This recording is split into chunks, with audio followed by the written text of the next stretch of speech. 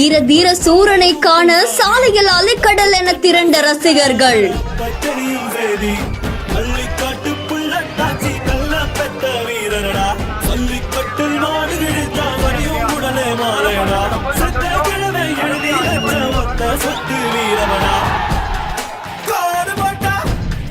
நடிகர் விக்ரமை பாதுகாக்க திரண்டோடிய போலீசாரும் பவுன்சர்களும்.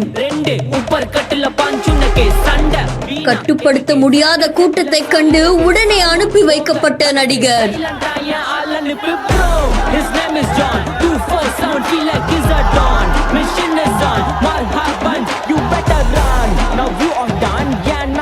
கரூர்ல நடிகர் விக்ரம் நடிச்ச வீரதீர சூரன் படம் திரைக்கு வந்திருக்கு. அதை பாக்குறதுக்காக ரசிகர்கள் கூட்டம் கூடப்பட்டு இருக்கு. இந்த நிலையில அவங்கள பாக்குறதுக்காக நடிகர் விக்ரமுமே அங்க இருக்கக்கூடிய திரையரங்குக்கு வந்திருக்காங்க.